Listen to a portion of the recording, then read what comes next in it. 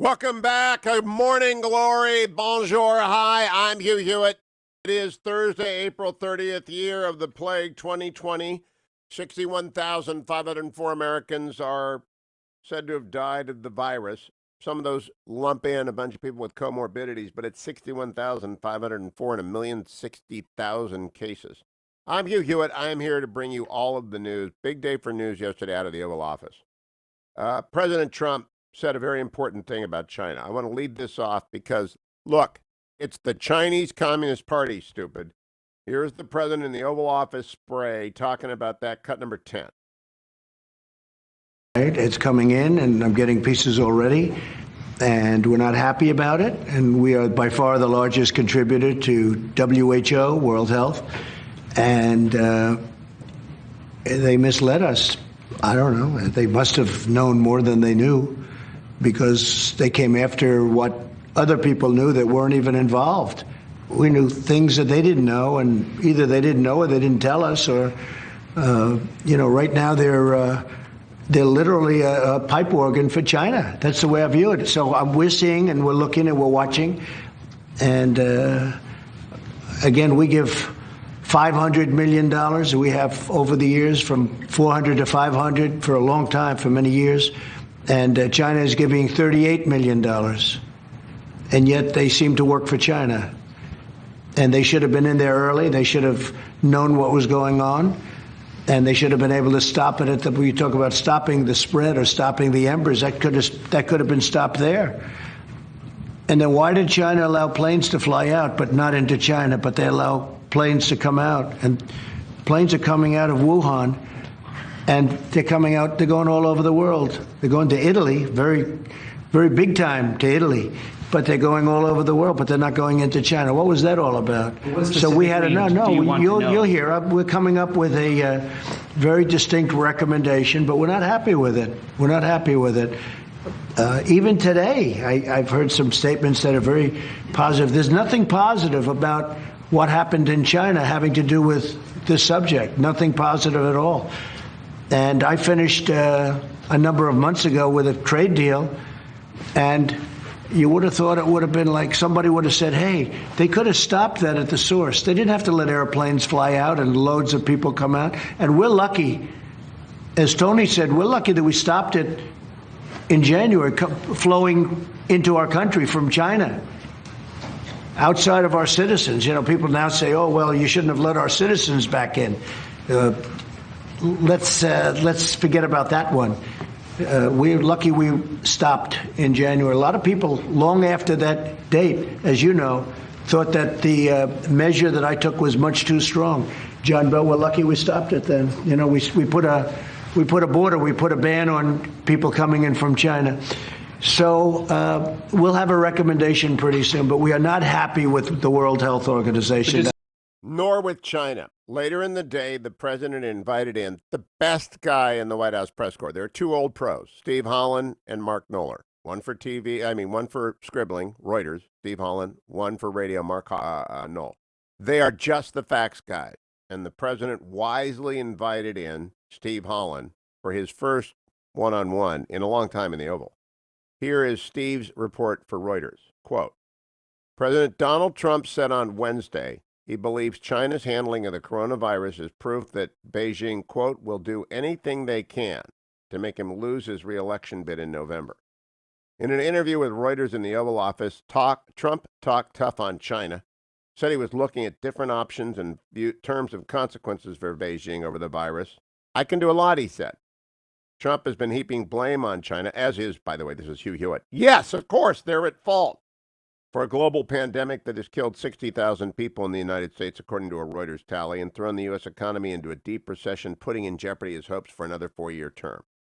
The Republican president, often accused of not acting early enough to prepare the United States for the spread of the virus, said he believed China should have been more active in letting the world know about the coronavirus much, much sooner. Asked whether he considered the use of tariffs or even debt write-offs for China, Trump would not offer specifics. There are many things I can do, he said. We're looking for what happened. China will do anything they can to have me lose this race, said Trump.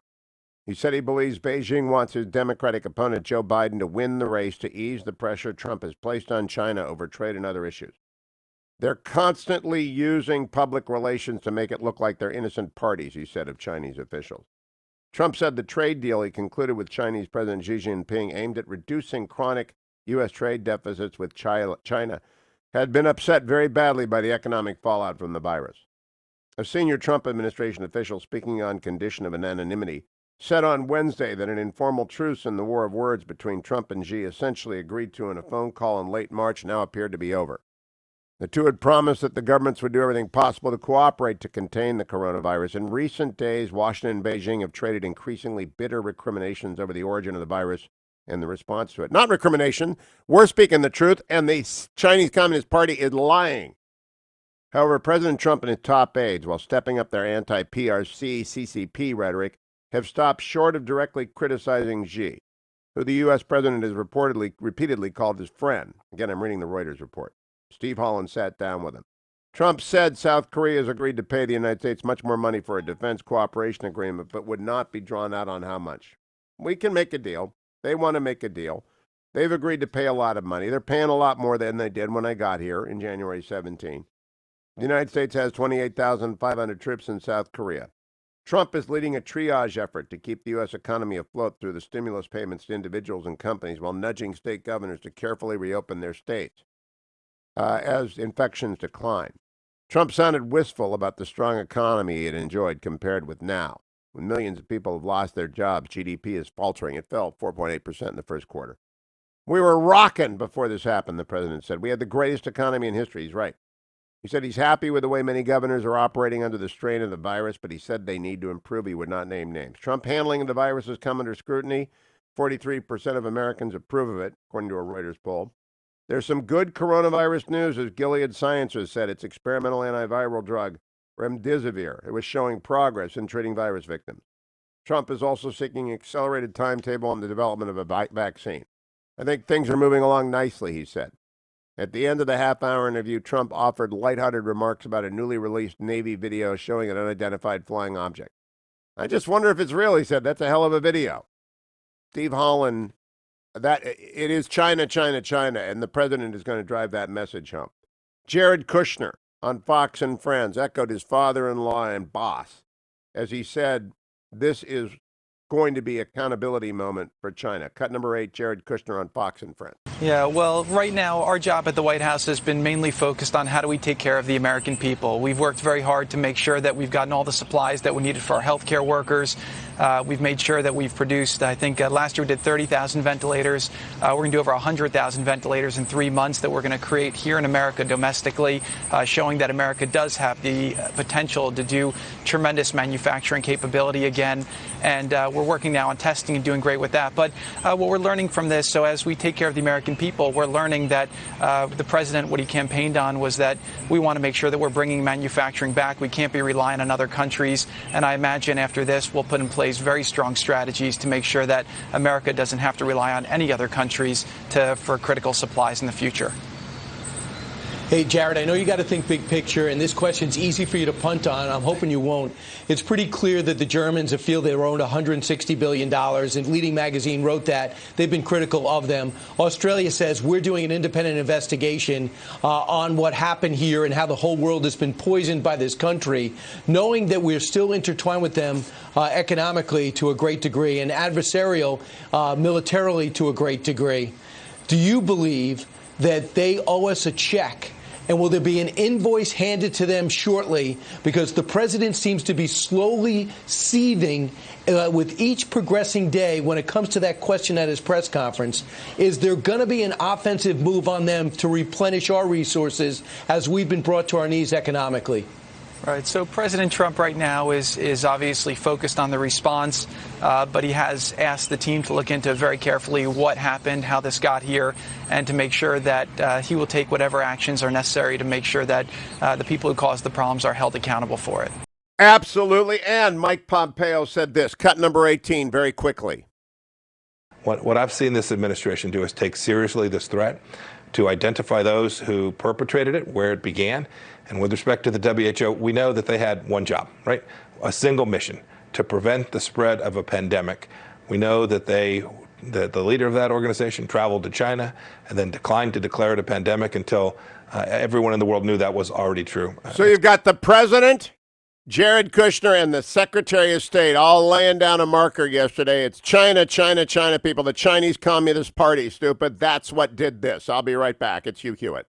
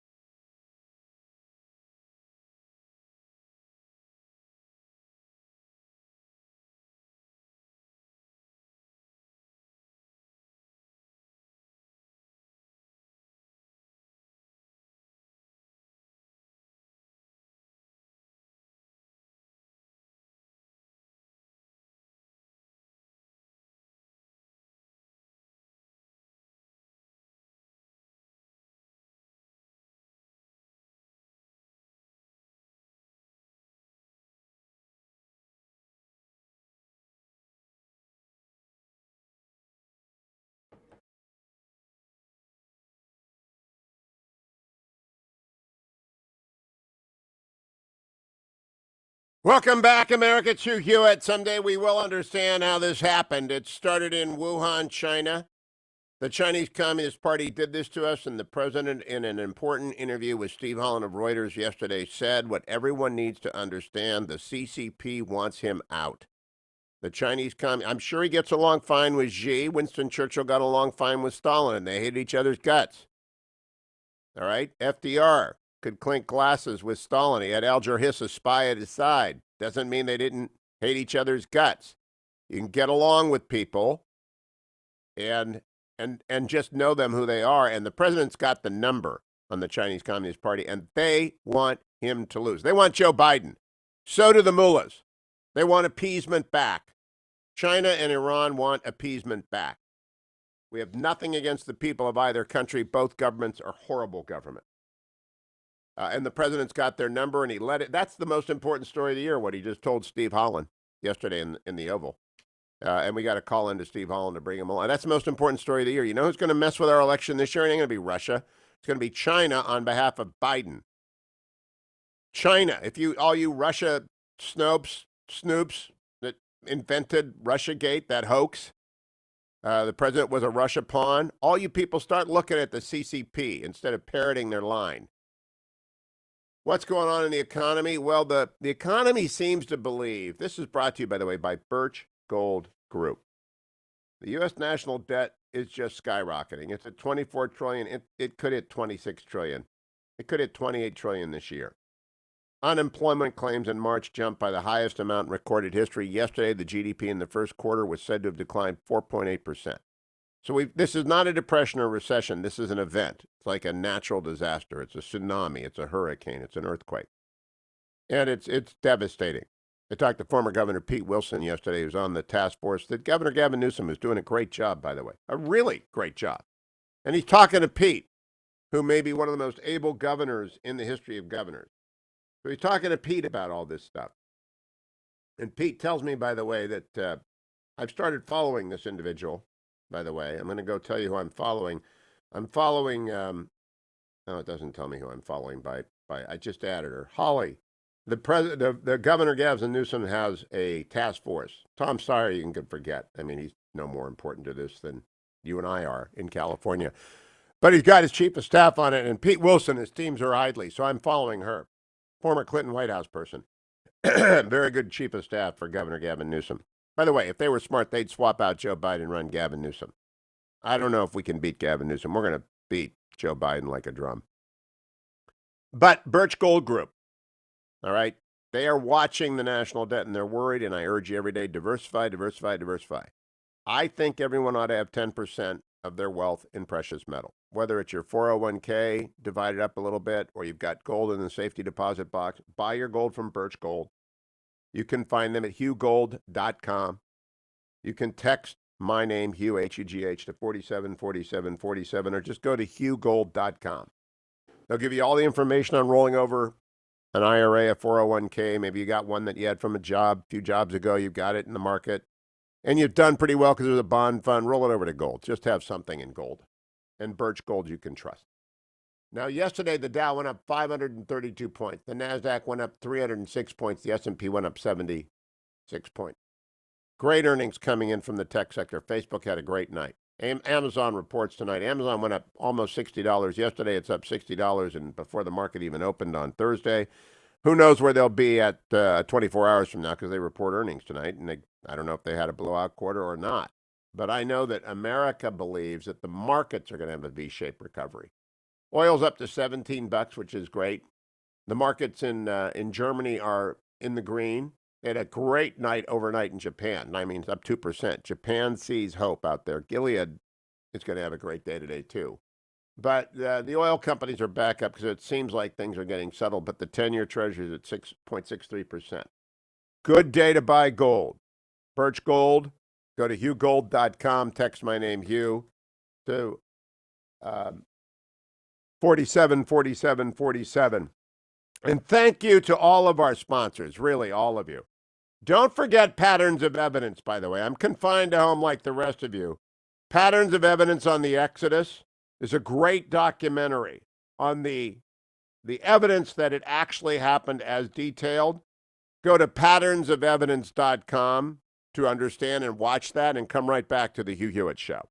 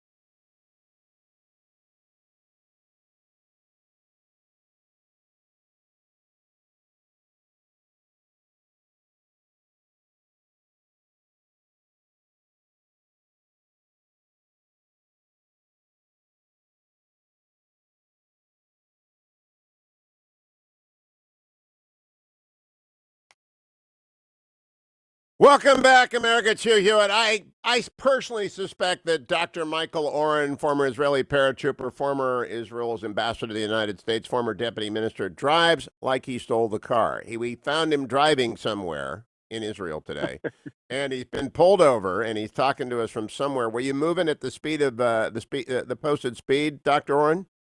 I was well below the posted speed because the traffic jams are back to the state of Israel. It's pretty normal. We have 4 times the traffic density of the United States of America. What? Which is not good. Yeah. 5 times, 4 times. And it costs us, by the way, billions every year in lost work hours, people in traffic jams. Well, you need talk radio there. Do you have talk radio the way that America has talk radio? We actually have probably more talk radio. Just about every station is talk radio, and everyone's talking. But yeah, radio is a powerful instrument here, just for that reason. We're in the car an awful lot. Oh, then I've got to penetrate the Israeli market. Dr. Oren, I appreciate you joining us early. Let me explain to my audience. Usually we get Dr. Oren with 7 minutes to go at the bottom of the Thursday first hour. But today I had Dwayne call him early because I opened up my Times of Israel this morning and I see a headline: High Court puts on hold extension of acting state prosecutor's tenure. Now, I follow Israeli politics pretty closely because they're our most important ally in the world, along with the United Kingdom, Australia, and New Zealand. They're also a very powerful ally in a very dangerous neighborhood, and they stand for freedom in elections. So I try and understand what's going on. No one in the United States understands High Court puts on hold extension of acting state prosecutor's tenure. Nobody. What's going on, Dr. Oren? What's going on is really, my mother was a family therapist, and she used to always say that the presenting problem is not the problem. So here, the presenting problem is not the problem. The presenting problem seems to be about the tenure of a prosecutor who was appointed by a temporary justice minister, who was appointed by Netanyahu. Now, the temporary justice minister, a very fine man, Amir Ohana, and very interesting man. He's a gay rights activist and a member of the Likud and a former high-ranking officer in the IDF, only in Israel, has been a staunch ally of Netanyahu in fighting the court's attempt to try him for various corruption charges and trying to delay it. It was Amir Ohana who moved to even have the Knesset suspended because of coronavirus so that they couldn't make legislation that would force Netanyahu to go into trial. So really the problem behind the presenting problem is not the prosecutor general, it's not the attorney general, it's the question of when Prime Minister Netanyahu is going to stand trial. And there's another problem here. When I was in Israel last, and you and I met when I was there, I met with some other people who are activists who follow your, quote, high court. And I was educated to the fact that your high court makes our most activist court, our Warren court, look like a bunch of pikers when it comes to judicial activism. And I gather this is animating a lot of the conversations amid the new coalition. Is that correct? It is indeed. And I've said on this program before that the big problem here is that unlike the United States, where you have 2 opportunities to influence the composition of the Supreme Court, like you vote for president, you vote for Senate, we don't have that. The justices on our Supreme Court are chosen by jurists overwhelmingly by sitting Supreme Court judges. So, do the math. If you've got a Supreme Court judge, he's going to choose a successor who thinks more or less like him or her, right? Not someone who thinks differently. So what you have is a Supreme Court that is stuck somewhere in the late 1980s, is operating about an Israeli public which has moved significantly to the right, and that movement has been expressed in the composition of the Knesset, which has moved significantly to the right. So you've got this widening gap all the time between the worldview of the Supreme Court and the politics of the Knesset. And then on top of all that, you have an activist Supreme Court, which goes back to Supreme Court President Aaron Barak in the 90s. And his logo was everything is judiciable or adjudicable, everything, including, for example, whether the Israeli government can or cannot return the bodies of Hamas terrorists. Wow. One time the government said it wasn't going to return the bodies because Hamas has the bodies of our soldiers. And the Supreme Court said, no, you can't do that. Okay, so we've got Supreme Court saying that. We've got this out of control high court, and we have a new coalition, which I call the Humpty Dumpty coalition. It fell off the wall, but they put it together again, and Gantz is in it, and somehow it's coming together. Not so fast, but okay. All right, so that's what I wanted to get to. Where are we? And would you, again, we got Steelers fans listening. I asked for extra time today so that you could do the primer.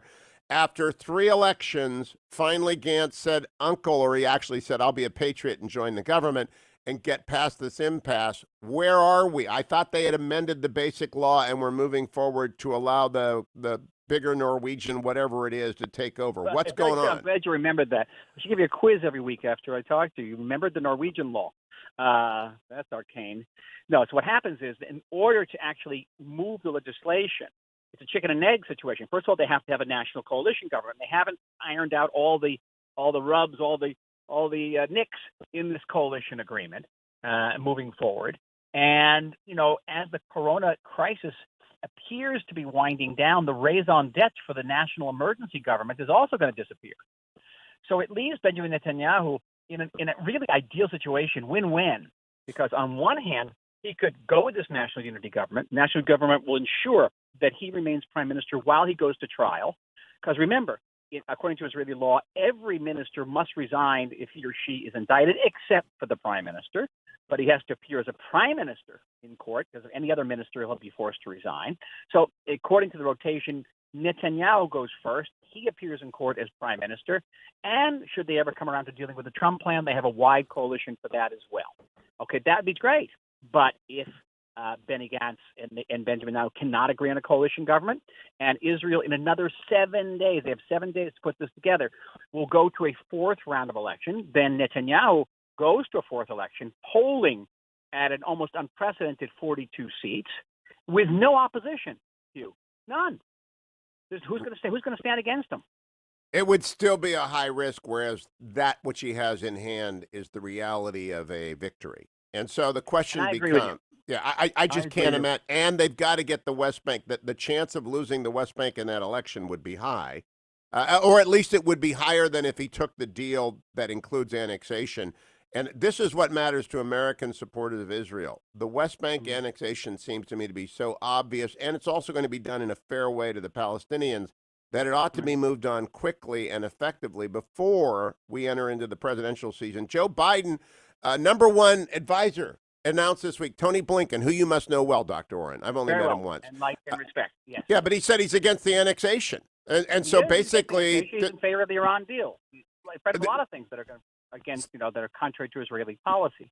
So doesn't the new government want to move fast before American electoral politics intervene with Joe Biden and Tony Blinken against the coalition's stated policies and Donald Trump backing them? Indeed. Certainly the clocks, there are a number of clocks on the wall. Annexation is one clock. The Iran nuclear deal is another clock. Should the Democrats win in the White House in November and renew America's support for the Iran deal, that deal is going to be expired in 5 years, in a mere 5 years. So there's a clock on there, too. No, the appeasement, I don't expect you to take a role in this. You're an Israeli, not an American, but I can say the appeasers will be back in office if Trump loses to Biden, and the appeasers will be back in Tehran the next day.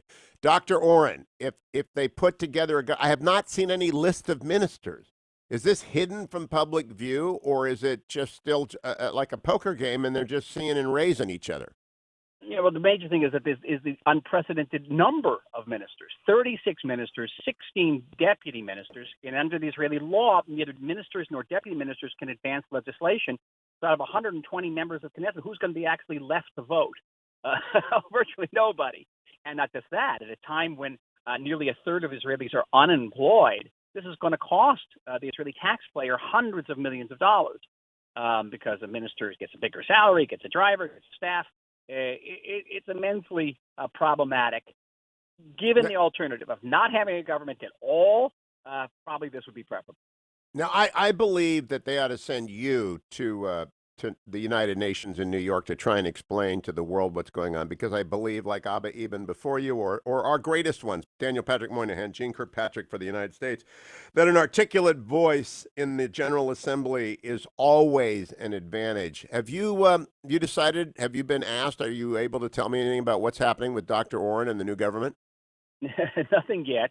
Again, and as I said to you every week, if they called me to the flag, particularly to the UN flag, I'll be more than happy to report for duty of it. But right now, my guess is that not everybody in the Likud, in the senior positions of the Likud, will be able to get a ministerial position, and Netanyahu is going to have to keep some diplomatic posts in order to, pardon the phrase, to appease them.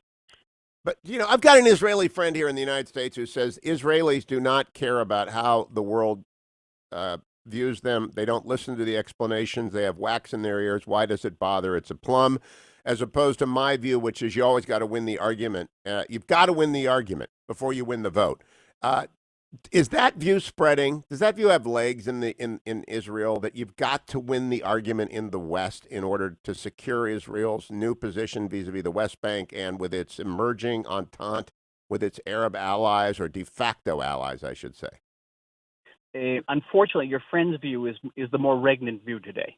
And I'll explain why. Particularly among young Israelis, surprisingly, the young worldly Israelis who have seen, been abroad, they've seen America, they've seen Europe, they come back and they're kind of despondent, to tell you the truth. They seem to think that no matter what we say, particularly the progressive young people in America and in the West are gonna hate us no matter what we do. And so we might as well just say to hell with them and do what we want to do and put somebody who doesn't speak English in the UN. I mean, really, that's really it is very depressing. I hear it. And that does not make sense because of me. I am the living embodiment of someone who's been influenced by your book Ally and by other books, by Abba Eben's memoirs, by The Redemption of the Unwanted. You've got to have people explain to dummies like me who can't read Hebrew and can only read the English editions of the Israeli papers what's going on. That brings me to the virus in Israel. 219 deaths, according to the Times of Israel, 85 people on ventilators, 15,870 cases, 8,400 people. That doesn't look bad to an American, Michael Oren. What worked there? It doesn't look bad to an Israeli.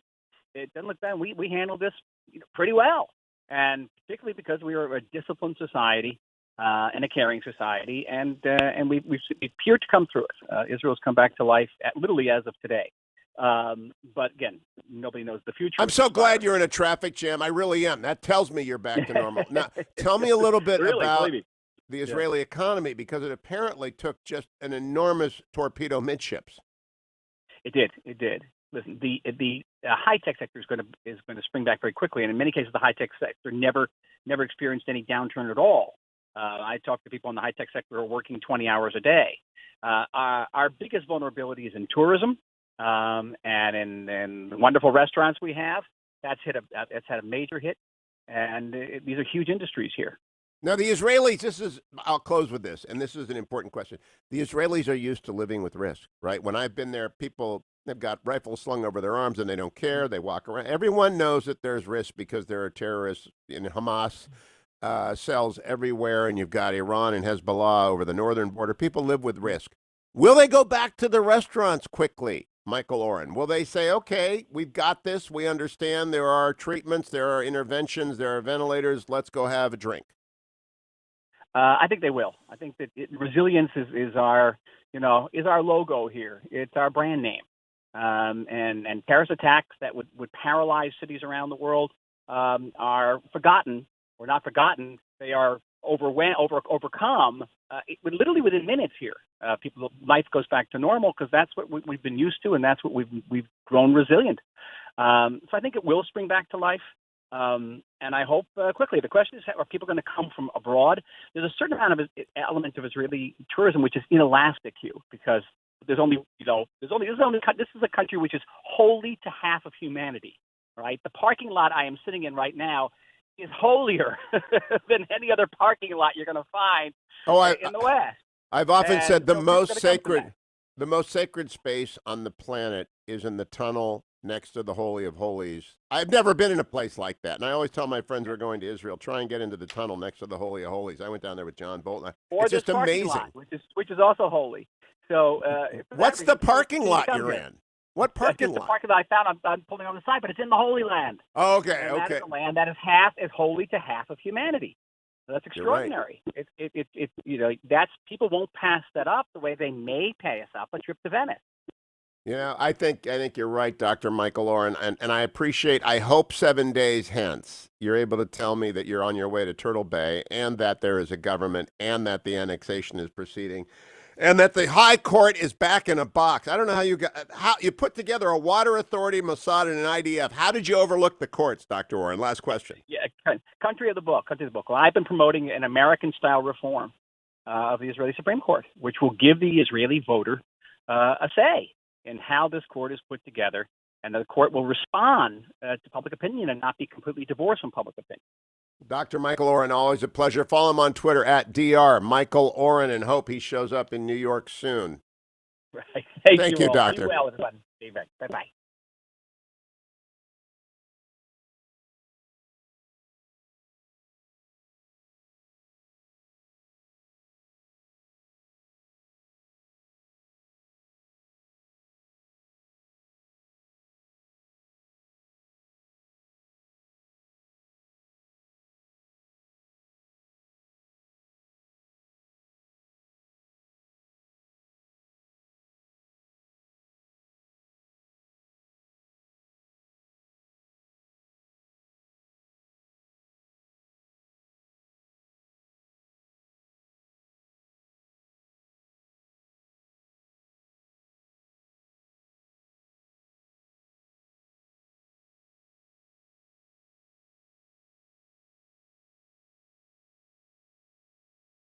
I've been there. People have got rifles slung over their arms and they don't care. They walk around. Everyone knows in Hezbollah over the northern border. People live. And these are huge industries here. Now, the Israelis, they took just an enormous torpedo midships. 15,870 case and by other books, by The progressive young living embodiment of got to have people explain to dummies like me who can't read Hebrew and Israel. 219 deaths according to 15,000. Michael Oren. What work? But again, tell me a little bit. Listen, it's all Rifles slung over in Hezbollah. There are ventilators and terrorist attacks. People explain to dummies like me. They come back and they're kind Use them. They don't listen. I will be more than happy to report. The United Nations in New York.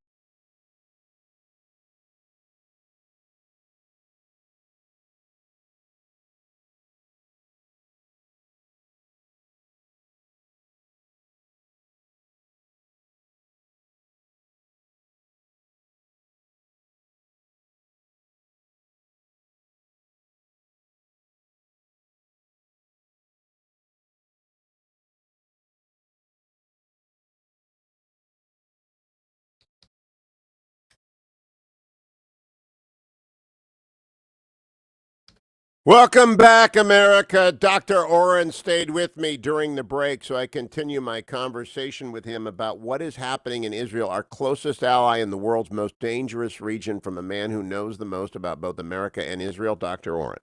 I've got an Israeli friend here in the United States who says Israelis do not care about how the world views them. They don't listen to the explanations. They have wax in their ears. Why does it bother? It's a plum. As opposed to my view, which is you always got to win the argument. You've got to win the argument before you win the vote. Is that view spreading? Does that view have legs in Israel, that you've got to win the argument in the West in order to secure Israel's new position vis-a-vis the West Bank and with its emerging entente with its Arab allies, or de facto allies, I should say? Unfortunately, your friend's view is the more regnant view today.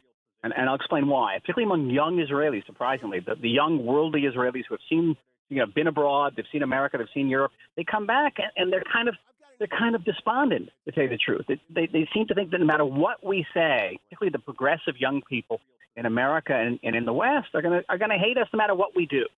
And so we might as well just say to hell with them and do what we want to do and put somebody who doesn't speak English in the UN. I mean, really, that's really what it is very depressing. I hear it. And that does not make sense because of me. I am the living embodiment of someone who's been influenced by your book, Ally, and by other books, by Abba Eben's memoirs, by The Redemption of the Unwanted. You've got to have people explain to dummies like me who can't read Hebrew and can only read the English editions of the Israeli papers what's going on. That brings me to the virus in Israel. 219 deaths, according to the Times of Israel, 85 people on ventilators, 15,870 cases, 8,400 people. That doesn't look bad to an American, Michael Oren. What worked there? It doesn't look bad to an Israeli. It doesn't look bad. We handled this pretty well, and particularly because we are a disciplined society and a caring society, and we appear to come through it. Israel's come back to life literally as of today. But again, nobody knows the future. I'm so glad you're in a traffic jam. I really am. That tells me you're back to normal. Now, tell me a little bit about the Israeli economy, because it apparently took just an enormous torpedo midships. It did. It did. Listen, the high tech sector is going to spring back very quickly, and in many cases, the high tech sector never experienced any downturn at all. I talk to people in the high tech sector who are working 20 hours a day. Our biggest vulnerability is in tourism, and in the wonderful restaurants we have. That's had a major hit, and these are huge industries here. Now, the Israelis, I'll close with this, and this is an important question. The Israelis are used to living with risk, right? When I've been there, they've got rifles slung over their arms and they don't care. They walk around. Everyone knows that there's risk because there are terrorists in Hamas cells everywhere, and you've got Iran and Hezbollah over the northern border. People live with risk. Will they go back to the restaurants quickly, Michael Oren? Will they say, okay, we've got this. We understand there are treatments, there are interventions, there are ventilators. Let's go have a drink. I think they will. I think that resilience is our logo here. It's our brand name. And terrorist attacks that would paralyze cities around the world are forgotten or not forgotten. They are overcome literally within minutes here. Life goes back to normal because that's what we've been used to, and that's what we've grown resilient. So I think it will spring back to life. And I hope quickly. The question is, are people going to come from abroad? There's a certain amount of element of Israeli tourism which is inelastic, Hugh, because this is a country which is holy to half of humanity, right? The parking lot I am sitting in right now is holier than any other parking lot you're going to find in the West. I've often said the most sacred space on the planet is in the tunnel next to the Holy of Holies. I've never been in a place like that. And I always tell my friends who are going to Israel, try and get into the tunnel next to the Holy of Holies. I went down there with John Bolton. It's just amazing. Lot, which is also holy. So what's the parking lot you're in? What parking lot? The parking lot I found. I'm pulling on the side, but it's in the Holy Land. Oh, okay, and that is a land that is holy to half of humanity. So that's extraordinary. Right. It's that's people won't pass that up the way they may pass up a trip to Venice. Yeah, I think you're right, Dr. Michael Oren, and I hope 7 days hence you're able to tell me that you're on your way to Turtle Bay and that there is a government and that the annexation is proceeding and that the High Court is back in a box. I don't know how you put together a water authority, Mossad, and an IDF. How did you overlook the courts, Dr. Oren? Last question. Yeah, country of the book. Well, I've been promoting an American-style reform of the Israeli Supreme Court, which will give the Israeli voter a say in how this court is put together, and the court will respond to public opinion and not be completely divorced from public opinion. Dr. Michael Oren, always a pleasure. Follow him on Twitter at Dr. Michael Oren, and hope he shows up in New York soon. Right. Thank you, Doctor. Well, everybody. By the way, for the Steelers fans, Turtle Bay is New York speak for the United Nations. That's the neighborhood, like, Greenwich Village. Turtle Bay is the neighborhood wherein the United Nations resides in Manhattan. Dr. Oren should go there. Come right back, America. I've got a lot today. Chuck Todd coming up. I think he's grieving for the Packers. I'll bring you the latest news. I'm following the markets because overseas, Japan thought the greatest thing in the world's going on. I wonder if they're looking at Gilead. Amazon reports today they're up, $50 in pre-market trading. There's just so much news. Good news, bad news, and a lot more. Donald Trump, who had Steve Holland into the Oval yesterday. Good for him. Stay tuned to the Hugh Hewitt Show.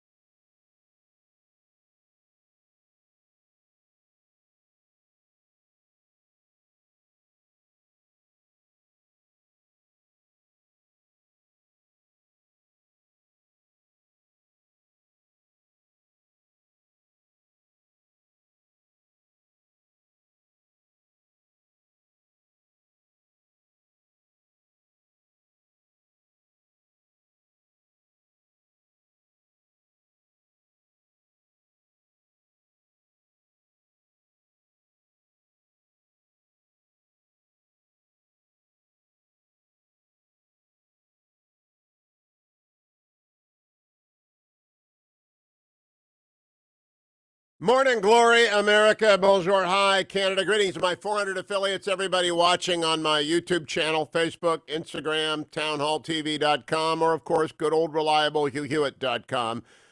Good Thursday morning to you, the last day of April. In the year of the plague 2020, the death toll 61,500 in America. More than 1,060,000 Americans have the virus. I believe it's actually far more widespread than that. And good news on the horizon with Gilead. The market yesterday was up dramatically. Amazon looks to be reporting tonight. It is up dramatically yesterday and in pre-market today as the world changes. But what doesn't change is the People's Republic of China and the Communist Chinese Party on top of it.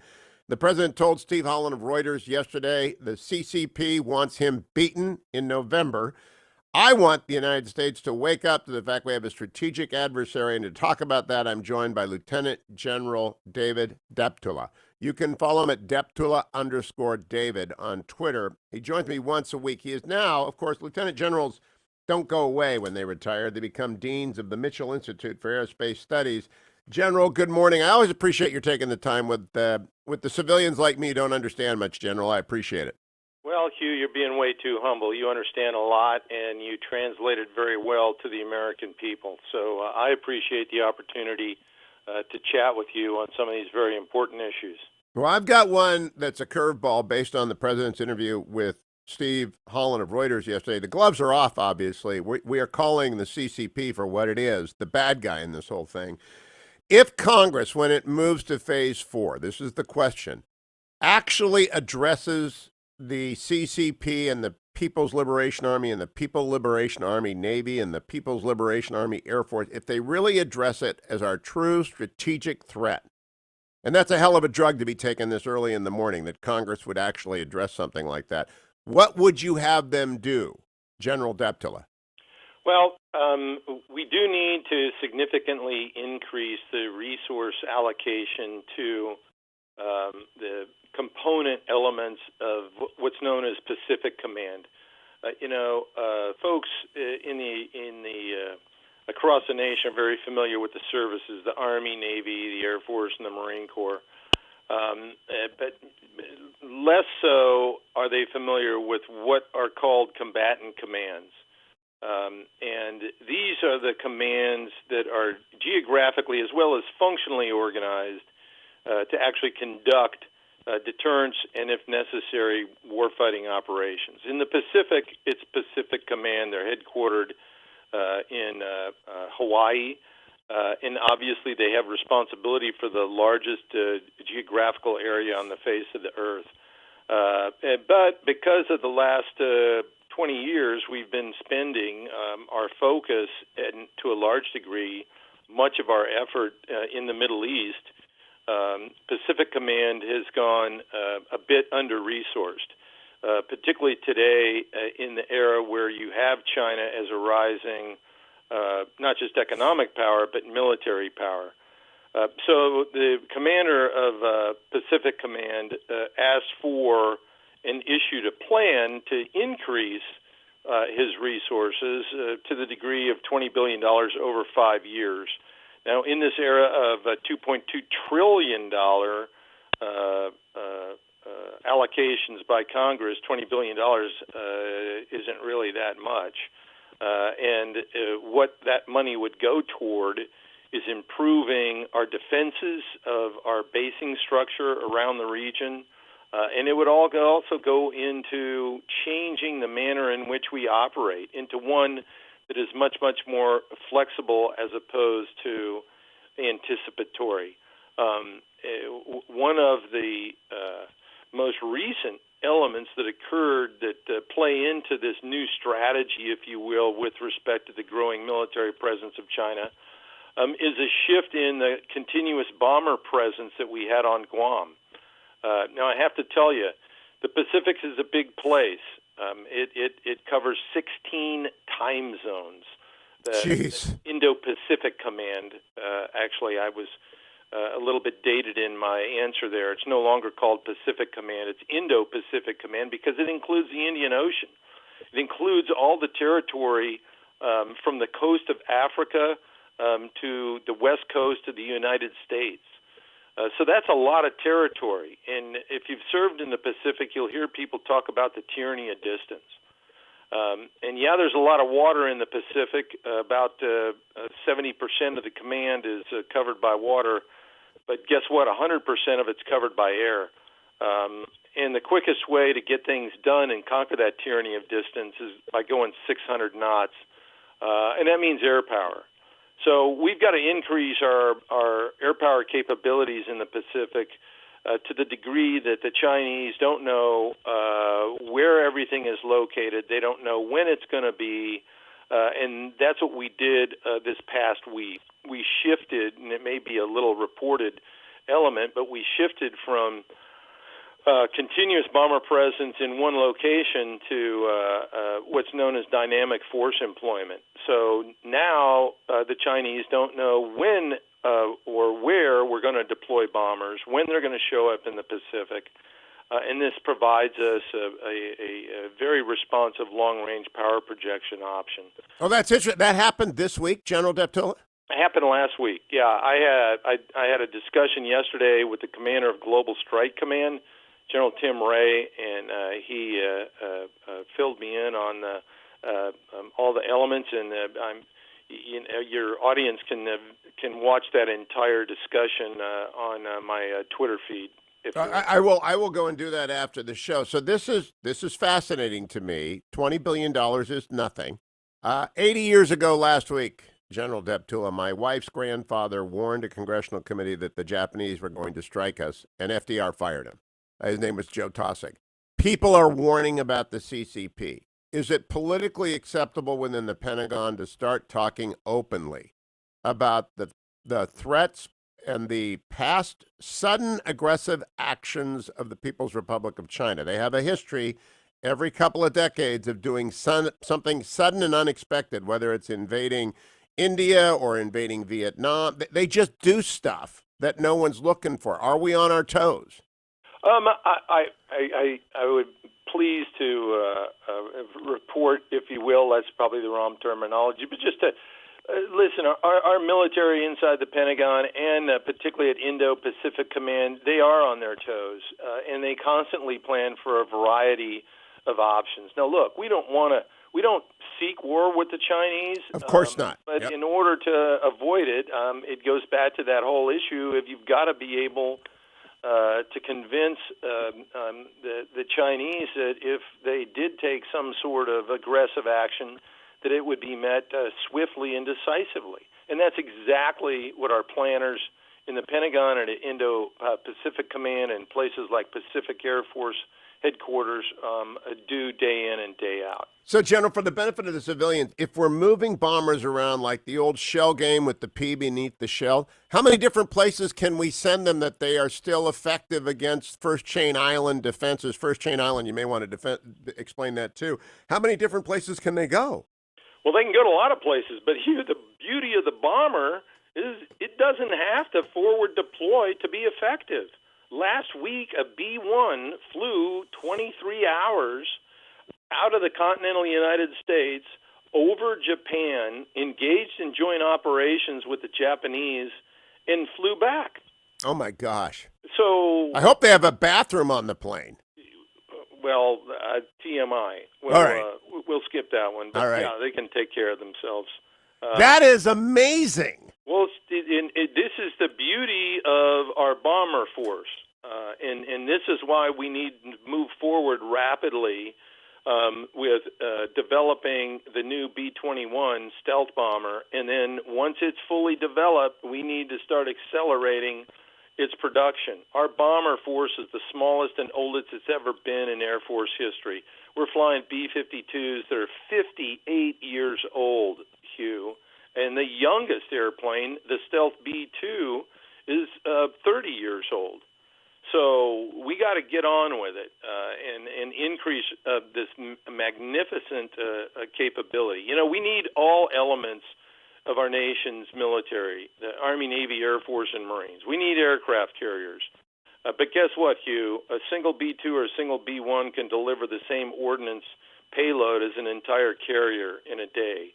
So we need a balance of these forces, but we've really neglected the bomber force, and it's time to reinvigorate it. When phase 4 goes through the Congress, as it must, there's got to be a phase 4. There has to be part of that devoted toward forward appropriating the money that our strategic defense towards China deserves. General Deptula, thank you. Always, always informative. Don't go anywhere, America. I'll be right back on the Hugh Hewitt Show. Portions of the Hugh Hewitt Show brought to you by Sierra Pacific Mortgage. For more info, call 888-888-92.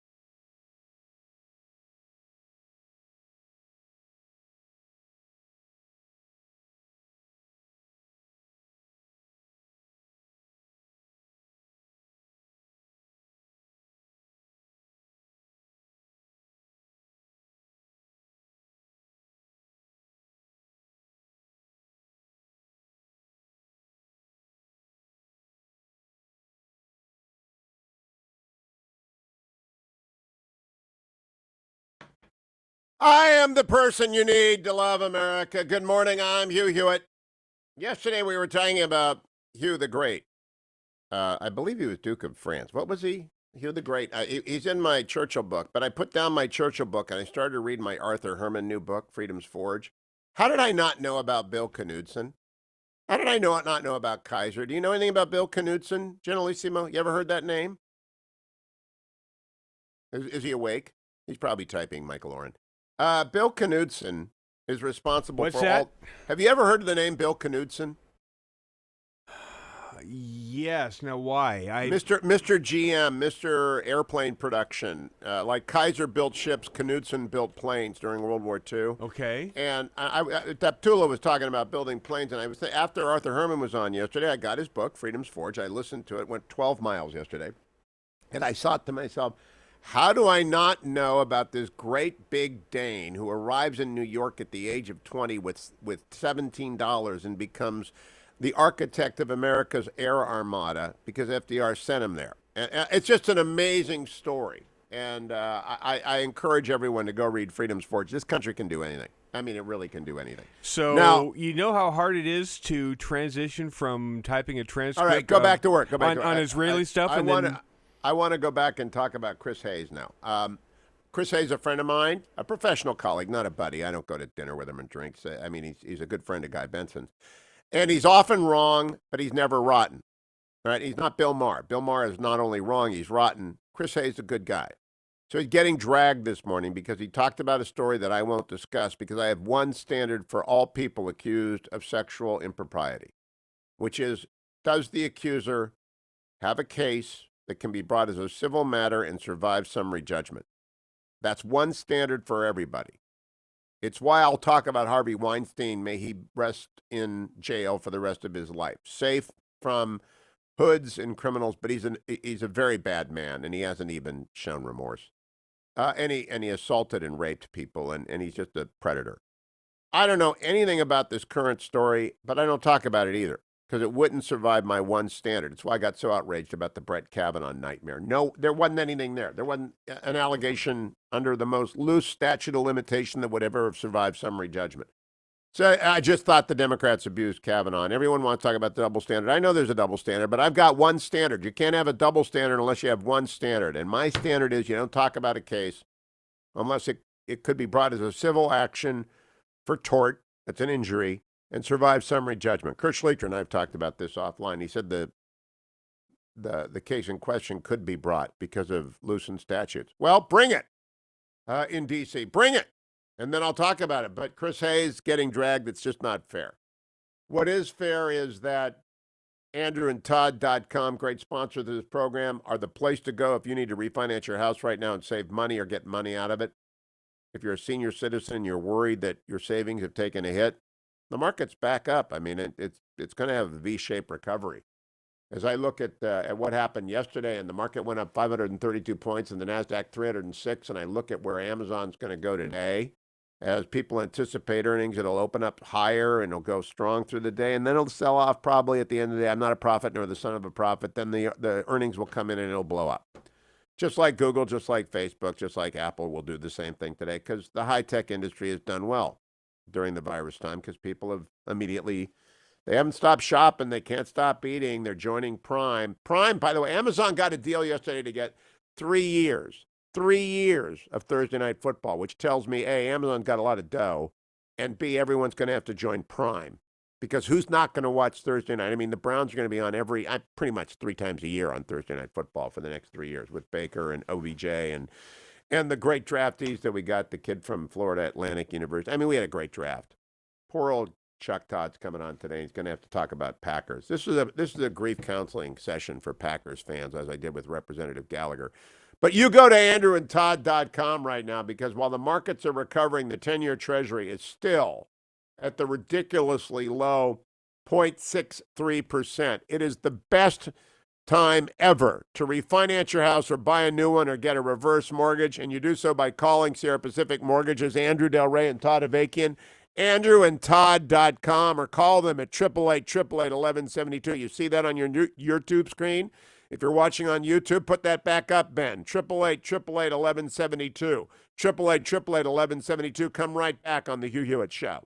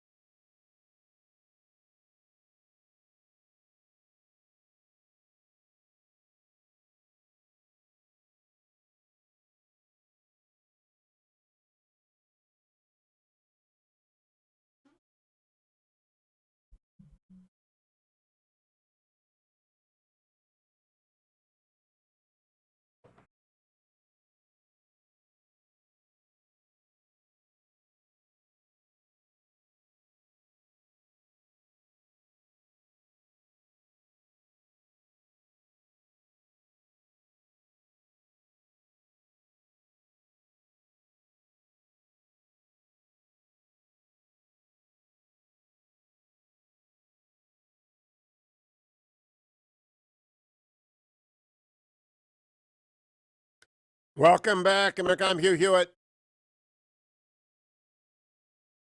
Listen to the bass here.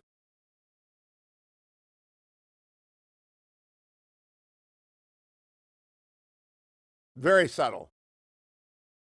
I've been afraid of changing out on the tribbles. Now, if you have listened to this show for the 20 years it's been on the air, and the 10 years before that I was on PBS in Los Angeles as their nightly news and public policy guy, along with Pat Morrison, Kerman Maddox, Ruben Martinez, or the years I was on KFI radio, you know that I've always attracted a devoted audience of tribbles.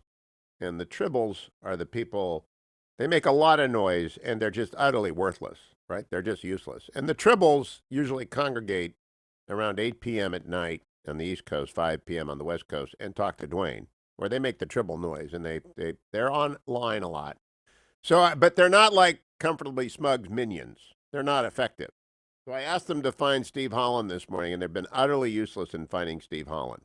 I'm changing up I just don't know if I can rely on these tribbles anymore. The tribbles are, there are lots of them. They're watching on YouTube. They're watching on Instagram. They follow me on Twitter. They are all over the place on Facebook. They carry the word far and wide.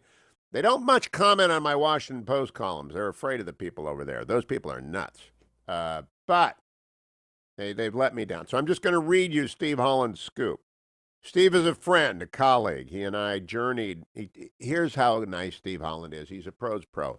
Bolton calls me up, John Bolton, a year and a half ago, and says, "You want to go to Israel and Turkey with me?" I said, "You bet." I have, radio people don't do this going abroad stuff. Right? There's a seat on the plane with Pompeo or Bolton or O'Brien. Normally, I can't do that. Look at this stuff. All right, look around the studio. You can't just dump this onto Air Force 4 or Air Force 2 or whatever it is and go off with the vice president or the secretary. You can't do it. You got to be in a studio. But I arranged for Kurt Schlichter to come and sit in for me, and I went off. And I have no idea what the protocols are. And there are always protocols, by the way. There are always protocols. Whenever you enter into a new social setting, your first couple of weeks are figuring out what do you do and what do you not do. And you'll make mistakes and you'll figure it out. But Holland, who's a wizened veteran of these, says to me, "Hey, come here, kid." And, he's my age.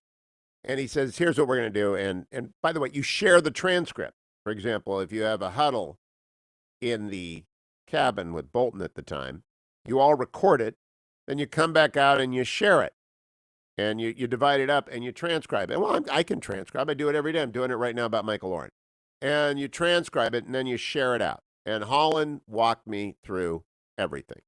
I also had a question, very delicate question. I said, "Steve, the ambassador is a friend of mine. I got great respect for John Bolton. He will talk to me during this trip when he doesn't talk to you guys. What's the rule?" And Holland says to me, "Oh, that's easy. You can have that, but you got to tell us that you're having it. And unless he says you can't share it, you got to share it." All right? Now, that's an unwritten rule, right? That's like baseball. If you take, Dwayne, can you break Dwayne away from the transcript for a second? Hey, Dwayne? Dwayne. Yes. We're talking about unwritten rules.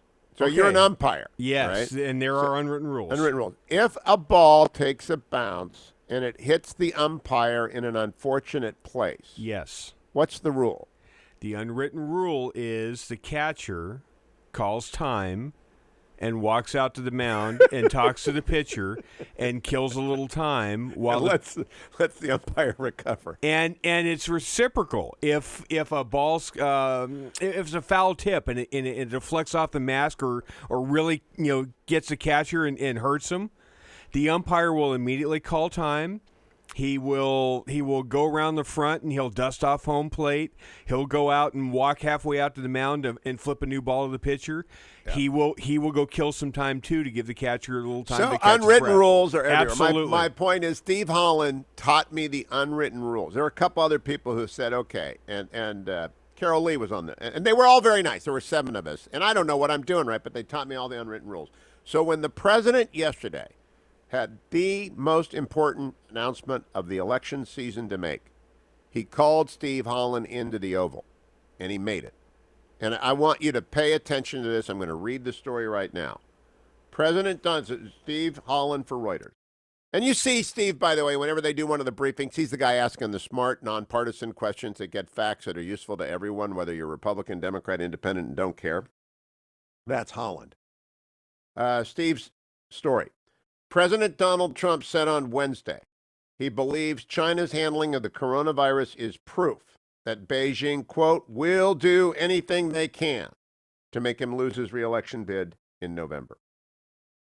In an interview with Reuters in the Oval Office, Trump talked tough on China and said he was looking at different options in terms of consequences for Beijing, that would be the Chinese Communist Party, over the virus. I can do a lot, he said.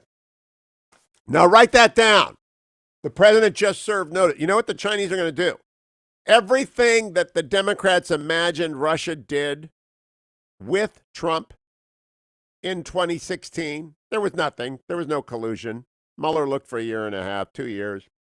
They spent millions. The Russians screwed around our election. I said that during the summer. They used WikiLeaks. It was a Russian front, a GRU operation. It's like during 2016, I was saying, hey, WikiLeaks is a GRU function. But they did nothing with Team Trump. He was not a Russian agent. That was all a hoax. The president is right. Here's what's not a hoax. The CCP wants him out. They want Trump gone. Trump called Ollie in free, game over. We're not letting you steal American manufacturing. We're not letting you steal our money. We're not letting, and then they responded by walking away from the table. They went back, and Trump doesn't change. You got Navarro in there, and you know, I've known Peter for 30 years, and he's wrong about 99% of stuff, but he's right about China. All right, that's all that matters. You get the big one right. You can be a hedgehog or you can be a fox, for you Isaiah Berlin friends. That's really going to confuse Berlin. What's Berlin got to do with it, say the Steelers fan? No, Isaiah Berlin's a philosopher. And you can be a hedgehog or you can be a fox. Fox knows many things. Hedgehog knows one thing. And I know one thing. It's the Chinese Communist Party, stupid. And Trump knew it too, even though he's nice with Xi. They get along, just like Churchill and Stalin got along, hating each other, but getting along. Well, Trump's been trying to get along with Xi Jinping, but he realizes they're going to come for him. They're going to come for him virtually. They're not going to try and assassinate him. Not what I'm saying. Don't, Media Matters, emo over there, busy typing, caught in the netherworld. What do they call it when you don't go to Valhalla because you don't die with a weapon in your hand? If you watch The Last Kingdom, you go to Nihil. Well, the poor people, emo, and all the people at Media Matters, they're stuck in like the nihil of media. The cold, dark place of loneliness and savage jealousy. And anyway, they eat on themselves. They feast like carrion birds on each other and the bones of the lefties that they don't like. I guess Chris Hayes is getting dragged by them too. In any event, the CCP is coming for Trump, and Trump just called in Holland the straightest straight arrow in the bunch. Mr. Pro's Pro, along with Mark Knoller, the two guys you can trust. They just do the news. Called him in and said, they're coming for me. I'm coming for them. They're coming for me. I know it. They know it. And now here's what American journalism should do. Would you report on the freaking disinformation campaign that the Chinese Communist Party is running on every platform every day against America, trying to change the narrative of the flu that started in Wuhan, the Wuhan flu, the COVID-19. You can call it COVID-19. You can call it the virus, or you can call it the Wuhan flu. Because that's where it started.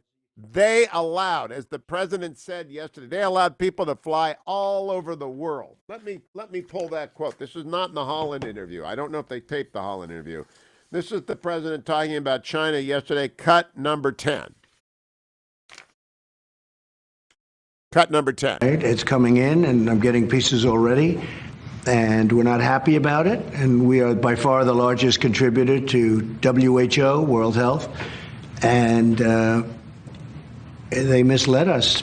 I don't know. They must have known more than they knew, because they came after what other people knew that weren't even involved. We knew things that they didn't know, and either they didn't know or they didn't tell us, or, right now they're literally a pipe organ for China. That's the way I view it. So we're seeing, and we're looking, and we're watching. And again, we give $500 million. We have over the years from 400 to 500 for a long time, for many years. And China is giving $38 million. and yet they seem to work for China. And they should have been in there early. They should have known what was going on, and they should have been able to stop it when you talk about stopping the spread or stopping the embers. That could have been stopped there. And then why did China allow planes to fly out, but not into China, but they allow planes to come out? And planes are coming out of Wuhan, and they're going all over the world. They're going to Italy, very, very big time to Italy, but they're going all over the world, but they're not going into China. What was that all about? So we had you'll hear. We're coming up with a very distinct recommendation, but we're not happy with it. We're not happy with it. Even today, I've heard some statements that are very positive. There's nothing positive about what happened in China having to do with this subject. Nothing positive at all. And I finished a number of months ago with a trade deal, and you would have thought it would have been like somebody would have said, hey, they could have stopped that at the source. They didn't have to let airplanes fly out and loads of people come out. And we're lucky, as Tony said, we're lucky that we stopped it in January, flowing into our country from China, outside of our citizens. You know, people now say, oh, well, you shouldn't have let our citizens back in. Let's forget about that one. We're lucky we stopped in January. All right, a lot we of are people lucky we stopped. And its gloves are off with China. My gloves were off with ReliefFactor.com already in the first hour. I told you, they did 12 miles yesterday. Why? Because it's raining like Noah's Ark in the Beltway today. So I ain't going outside. I don't get wet. That's not for me. That's for runners who are 20 years old and 30. They can go run in the rain. I wait for it to be clear. So I did a dozen miles yesterday, and yeah, my knees were barking at the end. And so I took Double Relief Factor. I took it this morning. Why? It supports the temporary relief of the minor aches and pains that come when you are doing what you got to do. Hey, look, this is a respiratory disease, primarily, not exclusively. So I'm doing my best to stay in shape. You should lose weight. You should get exercise. You should walk. You should be ready for when it comes to infect you and your family. And there's not much you can do, but you can exercise as much as you can. Not crazy. Start walking a mile a day. Anyone can do that slowly and just work up. I am living, I ran a lot in my 20s, 30s, and 40s. That's why I have no L5. That's why I've got a terrible back. But I'm back at it like Michael Beckman. I don't need a mall. I just need my bike path. And I got a bike path, and I got empty streets, and I can walk and walk and walk and listen to books on tape. And then I take my ReliefFactor.com, and you should too. $19.95, only supplement I take. And please don't forget, I got a word from Seth Talbot yesterday. Honor Bound Coffee is taken off. And when they get to critical mass, the profits from that, they're sending checks every month to Semper Fi Fund.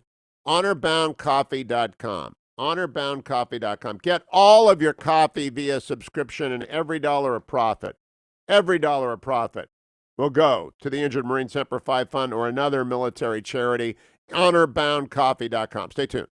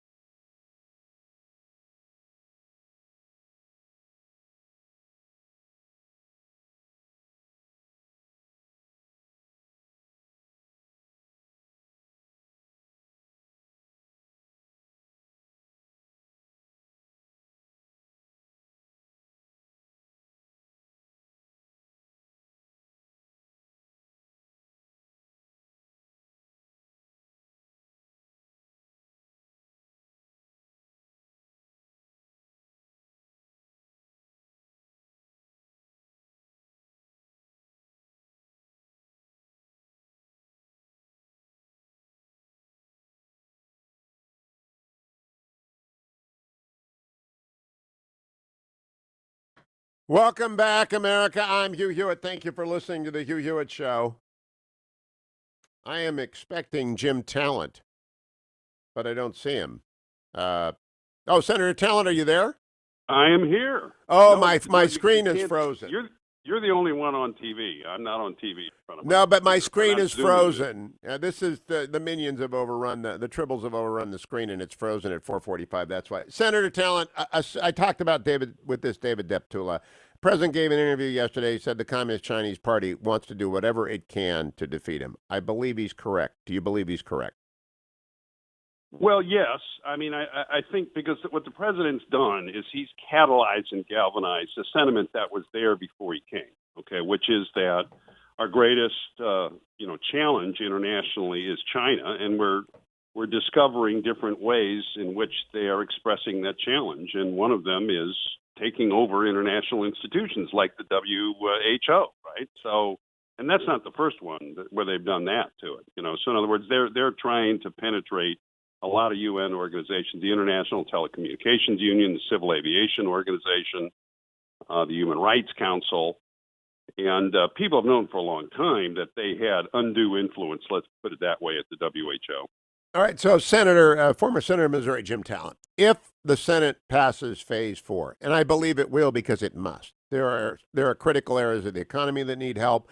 There is some legislation that has to be done about the high-tech sector. And, of course, some state and local governments need some help carefully crafted, and especially businesses need liability protection from the vultures in the plaintiff's bar. Not all plaintiff's lawyers are vultures, but all vultures are plaintiff's lawyers. That's my view. So they need a lot of help. There will be a Phase 4. What should Phase 4 include as a bare minimum when it comes to strategic reorientation towards China? Towards China, well, I would. You've been absolutely correct. This is a great opportunity to forward fund some of the key programs of the Department of Defense. And it's the Department of Defense is the foundation of all the other tools of power. In other words, the tools of smart power or soft power get their strength, their effectiveness from the hard power. We don't like to use the hard. That's not our preferred means of foreign policy. So this would be a great time to go in. You're talking about forward funding some ships. We could do that. We're going to announce the new frigate contract. We ought to build a lot of those. We could talk about the frigate if you want, but I would have liked to seen that ship come in at less than it's going to cost, so we could buy more of them. But we've got what we've got. So I would look at that. Do you know which one's going to win? Do you have a guess? The Hunter Ingersoll or the Frem? Listen, if Admiral Stav wasn't going to guess, I'm not going to guess. I did a little consulting for Marinette Marine years ago, anyway, so I probably shouldn't. We've got a frigate. We're going to go. We need to go forward and build it, and we need to contest effectively China's actions in international organizations in the international space. And using our funding as part of that. I mean, the president's right to say, look, if we're going to keep paying so much, we want organizations that are designed to carry out the purposes of the UN, not the purposes of the Chinese Communist Party. Okay. Now, General Deptula was on in the first hour, at the first segment of this hour, and I asked him the same question. He said, the B-21 forward fund, and by forward fund, I mean they can appropriate this year and turn over to the defense contractor perfectly constitutionally all the money they need to build the entire line. And that sends a huge signal out through the noise to the defense industrial base. They can do that with the B-35. They can do that with, the F-35. They can do that with the B-21. They can do that with the frigate. They can do it with carriers, Jim. Yeah, I mean, each of the services has needs of that kind. I don't want to get. I mean, David's focused on, as you would expect, on the Air Force, although he's good all across the board, right? So each of the services has capitalization needs. We could forward fund that, and I think that would be the best statement we could send to Beijing. I'll guarantee you that's the thing Beijing doesn't want to hear about. That's the kind of thing that says, there's a problem, right? The Americans are building. They're awake. They're awake. Right. And has Donald Trump, has the country woken up, Jim? There's so much anti-Trump hatred that it's overwhelming the key signal here, which is it's on my call screen. It's the Chinese Communist Party, stupid, in my bow to James Carville. I'll answer yes. I think the country has awakened. I think there's a strong bipartisan sentiment. Now, we're going to go through this election, and that is going to appear to overwhelm other things. But I don't think we're going back to the old era where we assume the Chinese were going to become responsible. Oh, your old friend Joe Biden scares me about this. I know he's your friend. I don't think he's awake to this. I think the appeasement rump in the Democratic Party will have its hooks into him. Last 30 seconds to you. Well, I don't think he's going to win, but although it's early, who knows? But listen, I testified about a year ago before the Senate Foreign Relations Committee on China, and I was surprised at the strong bipartisan sentiment to do something. I mean, they're casting about for things to do about China. So, yeah, I think we're in a new world, and I don't think we're going back. I hope you're right. I hope Team Biden just sheds all of the China appeasers, all of the, I don't call them globalists. I will call them CCP-dependent special interests, and there are a lot of them. Jim Talent is not among them. Jim Talent is a voice of reason. You can follow him on Twitter at Jim Talent. You can follow me to the next hour of the Hugh Hewitt Show. Portions of the Hugh Hewitt Show are brought to you in part by No Safe Spaces.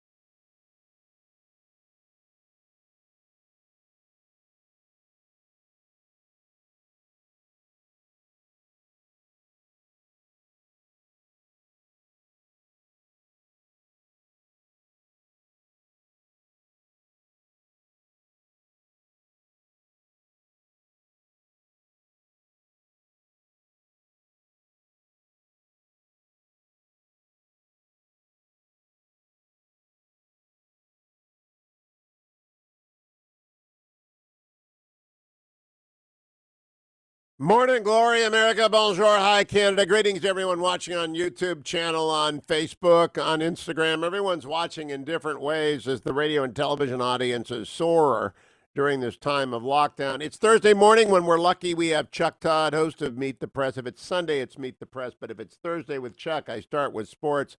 Welcome, Chuck. Yesterday I had Mike Gallagher on. We spent most of the interview with the congressman from Green Bay grieving. And so I just want to know, Yeah.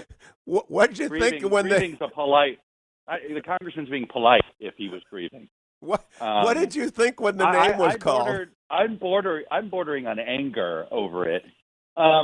Here's all I'm going to tell you. This is a great stat that a buddy of mine sent. We've been grieving together on various email chains.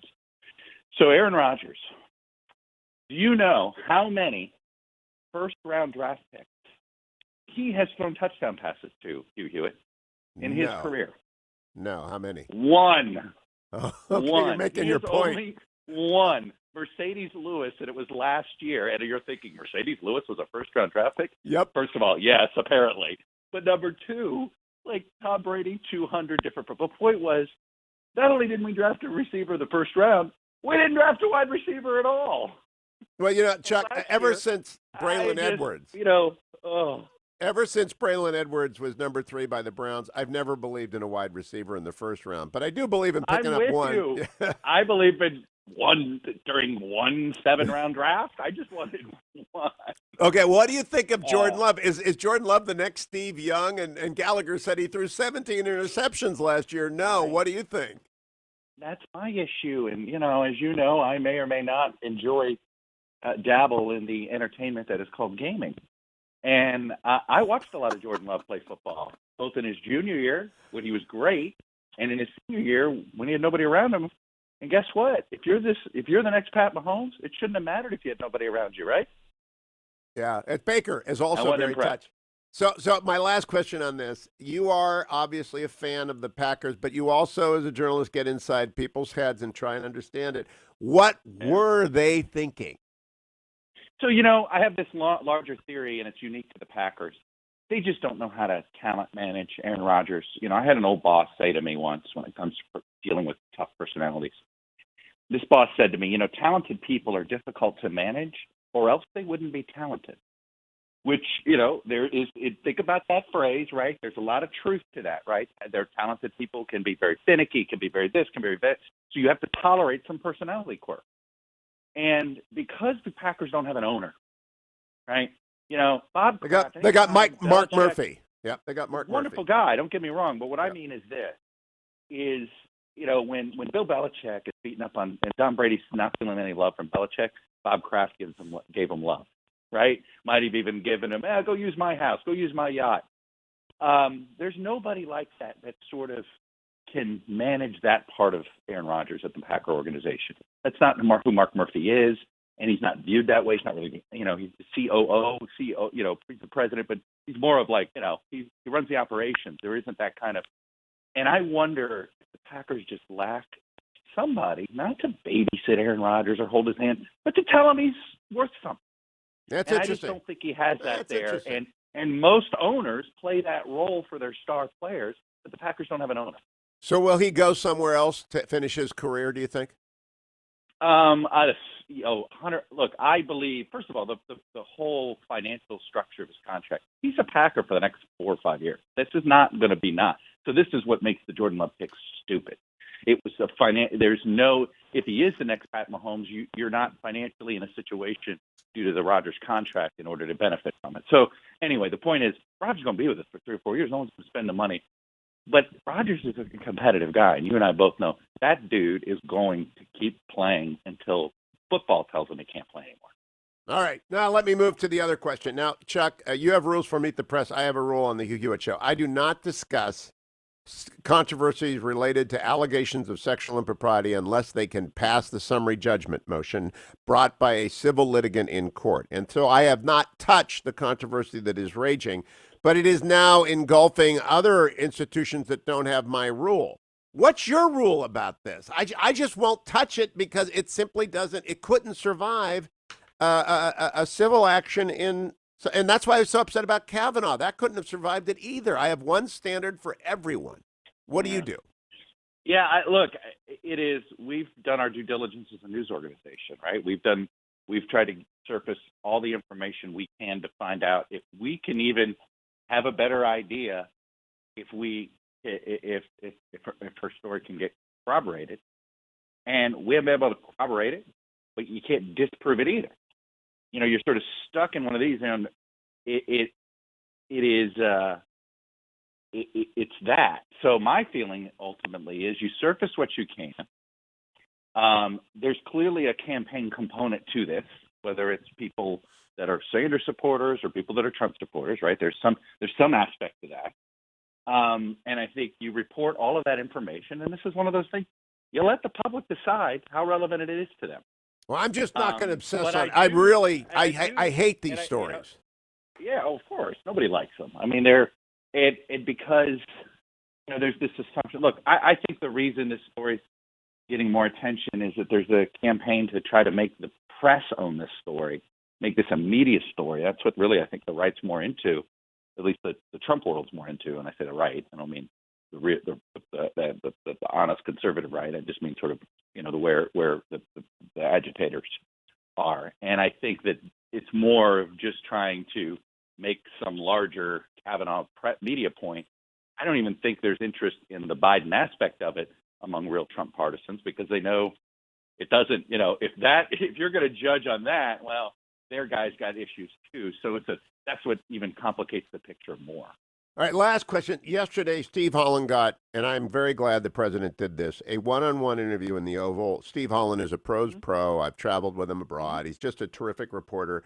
And the headline is a big headline. The president tells Reuters Holland that Beijing, quote, will do anything they can, close quote, to make him lose his reelection.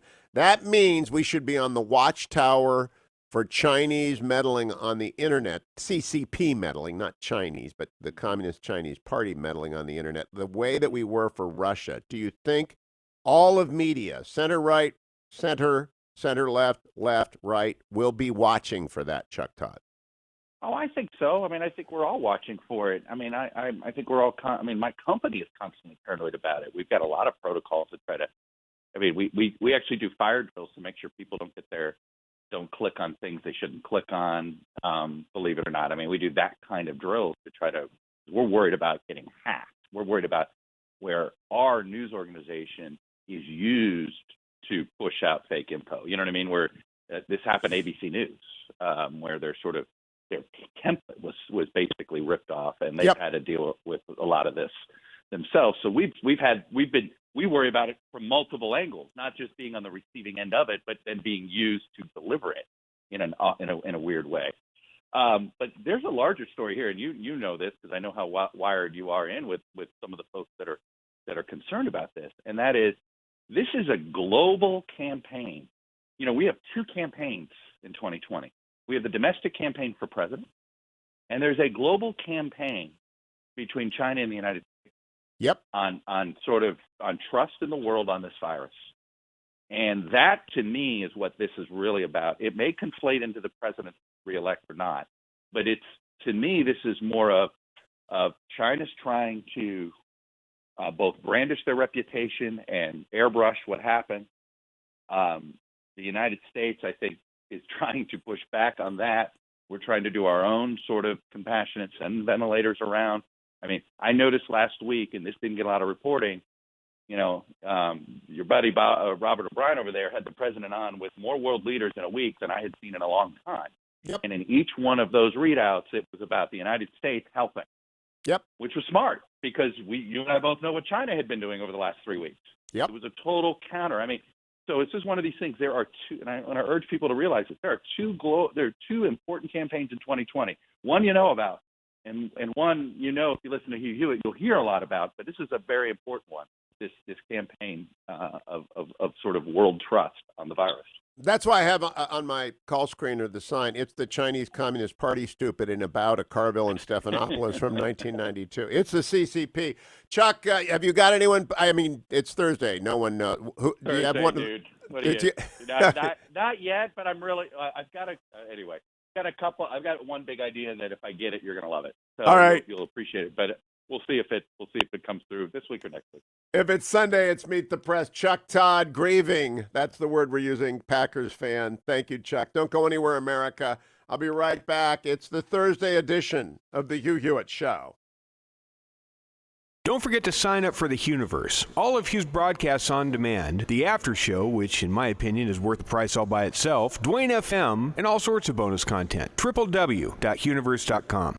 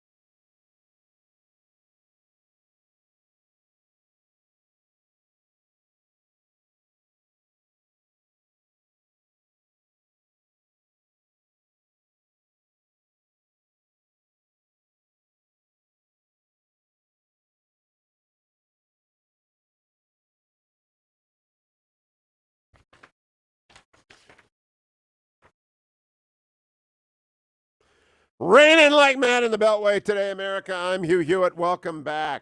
Coming up after the break, Steve Holland of Reuters will join me. He had the exclusive interview in the Oval yesterday with the president, and I just want to talk to him about that. I'm fascinated by it. Hey, folks, I'm locked down too, and if you are, I want to tell you about Patterns of Evidence, the Exodus. It's a documentary which presents very interesting evidence about the biblical account of the Exodus. The filmmaker is Tim Mahoney. He went to Egypt, Israel, throughout the world to search for answers. Did this really happen? Right now, you can watch Pattern of Evidence, The Exodus, at home, along with other movies in the series, the Patterns of Evidence series. And you'll get a panel discussion moderated by Gretchen Carlson featuring Dennis Prager, Eric McTaxis, and Graham Lotz. Watch Patterns of Evidence, The Exodus, and others in this series. If you want 10% off, use my name, Hugh, H-U-G-H. Receive 10% off the price of the on-demand rental or the cost of the DVDs. That's, again, you go to patternsofevidence.com. My name, Hugh. You can also use my name, Hugh, if you go to the circle ring. I love this circle ring thing. I've been using it for 2 weeks to do SpO2 measurements and sleep pattern cycles, stuff I've never had before. Now, I have no sleep issues. I normally, as the fetching Mrs. Hewitt said, I got a button in the back of my head. I lay down, boom, asleep. And that is a great button to have. But I want to know REM cycles, interruptions, that sort of stuff. And I want to know blood oxygen level. Why? It's not a diagnostic tool. It's an observation tool. And if you have a departure from the mean oxygen level that you are used to over many weeks, you've got a problem. You've got an issue. And it's circle ring is going to be everywhere. And you better get it before it's gone. Bodymetrics.com. B-O-D-I metrics. Bodymetrics.com. That's good for Steelers fans. I'll misspell it anyway. Bodymetrics.com. Go look at it. It's $300. Not cheap. It's just very, very useful. Let's check markets, brought to you by AndrewandTodd.com. Going to be a huge day because Amazon reports today. Amazon reports tonight. Let me see what Amazon's doing already. Whew. Going to be a big day for Amazon. They were up $58 yesterday. Market is betting I'm on big results, and if they have the kind of results that Google had and Facebook had, Katie bar the door. I own Amazon. I'm very happy about that. I'm also very happy about Gilead, which I do not own. I don't invest in. I only invest one stock at a time and in mutual funds. I don't know if my mutual funds own Gilead. I don't look at that stuff. If you're interested, I own Fidelity, Contra, and bond funds. That's it. Because I'm not smart enough. I can't do what Bill Danoff, the guy who runs Contra Fund, does. I'm not that smart. Let him do that. But I do know, one stock at a time. If you know something, I invest in Amazon. I also invest in my home because I've got one on both coasts because I'm bi-coastal with the fetching Mrs. Hewitt. And the second one's got a mortgage. And I got that mortgage through AndrewandTodd.com. Andrew Del Rey, Todd Avakian are with Sierra Pacific Mortgage. So I honestly, I always use like the circle ring, like Relief Factor. If I'm talking about it, I'm using it. I'm not gonna tell you to do something I don't do. So I needed a mortgage. I went to Andrew Del Rey and Todd Avakian. They're with Sierra Pacific Mortgage, and you can call them 888-888-1172. If you've got to get money out of your house, I'm blessed. I don't have to. I'm working here. I just signed an 8-year extension. I'm going to be doing this for 8 more years, hammering away at Chuck Todd every Thursday morning about the Packers, tormenting Mike Gallagher, talking to Jim Talent, David Deptula, Michael Oren from Israel. I'm going to do this for 8 more years. Then I'm going to type the transcripts and work on the internets that make it all work. But if I needed a house, I needed one in the Beltway. I moved here to take over for Bill Bennett, and I had to call Andrew Del Rey. Say, Andrew, help me out. And he did it. Did it at a great rate. I haven't had to refinance, by the way. I don't, because I got the best rate in the world. But if you don't, call 888-888-1172, or better yet, go to AndrewandTodd.com. If you've got to buy a home, you want to diversify into real estate, you need to get a reverse mortgage because you're a senior. And they take their time with seniors if you're serious. If you don't know what a reverse mortgage is, but you need some cash and you're sitting on a house that's been paid off and you're 85 years old and you don't know what to do, call 888-888-1172. Call your kids, too, if you've got them, and talk about it. But if you're going to do that and get a reverse mortgage, 888-888-1172. Coming back with Steve Holland. Why? Because I'm first, right after Steve Holland, talking to the guy who talked to the guy. He was with the president yesterday. He's with me the next morning. Steve Holland from Reuters next on The Hugh Hewitt Show. Portions of The Hugh Hewitt Show are brought to you in part by patternsofevidence.com.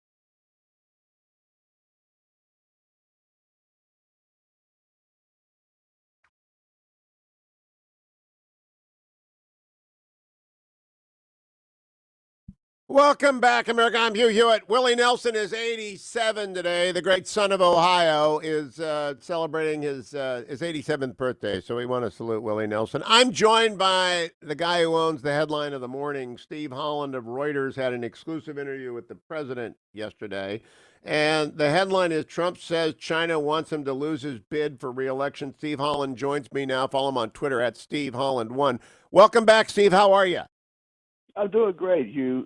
Doing great, and thanks for having me on. Well, I'm so glad to have you on. I think of you when I watch the press briefings of Kipling's If poem. If you can keep your head when all about you are losing theirs. You're always on point. You ask questions I want asked, and I thank you for being a pro's pro. Tell us about yesterday. When did you find out you were going to go in and sit down with the president, and how did that work out? Well, this had been originally planned for last November, and that's how these things get delayed. But when the new press secretary came in, Kayleigh McEnany, I think she's wanting to get more of these sessions going. So she and someone made her aware that I'd been off and delayed, so they decided to do me first. And your column, I'm sure, helped, and thank you so much for that. Well, I actually don't think it did, because you don't invite people in on a spur of a moment. Maybe the president does, but I think he just generally goes to you first because you're fair. So, about what time of the day did Kayleigh say we're going to do that interview, Steve Holland? Oh, a couple of days ago, I would say back on we tried to do it on Monday, and they were going to do it on the phone, and then they offered the chance to come in and talk to him, and that's such a unique experience being in the Oval Office that I thought if they could wait and schedule me then, it would be great. I had to be tested for the virus before going in, because you can't be very close to him without proof that you're negative for the virus. So we did that. Went in about 6:30. He's tired, but he's in a solid mood. And I had a lot of questions about China, and so I was asking him about that. And we're wanting to know, what about this investigation into where the virus originated, and what are the consequences for China? Because they're clearly thinking of something. And then he just sort of blurted out that China wants me to lose the election. And I thought, okay, there's my lead. There's your lead. Now, yeah. Steve, for the benefit of the Steelers fans and young would-be journalists, when you get word you're going to go into the Oval, I've only done that twice with W, and sat down and had an interview and a conversation, and they were off the record. You're on the record. How did you prepare? Because you went like a torpedo for midships for the most important issue, which is the United States and China. Of all this stuff, the virus is raging, but what the president can tell you about is that relationship. So how did you prepare to put that question down? Well, we have a running list of questions that we have for day to day, because we have so many opportunities to talk to him. And I consult with my editors, and particularly our foreign policy people, who are very good on these subjects, and they offer some suggestions. But we have kind of it's almost rote the way we do it. We have just a running list of topics and things that we know that he hasn't actually dealt too deeply on, and so we go back to those and see if there's any news. And I must say, I went really hard trying to get him to talk more about the North Korea situation with Kim Jong-un somewhere. We're not sure where. And he said, quote, "I know everything," but then I couldn't pull anything out of him. I tried over and over again to get. He knows what's going on with Kim, but he's just not able to say because of intelligence reasons, I assume. Now, how adamant was he? Because sometimes in print you miss. I wish they'd let C-SPAN in with you. I don't know if you guys would reject that or not. I don't know what the rules are. But when he says they will do anything they can to make him lose, that suggests, of course, that they will do on the internet what Russia did on the internet times a million, right? They will meddle with our election. Is he afraid of that? Well, I didn't ask that, and that's a very good point. I wish I had asked that.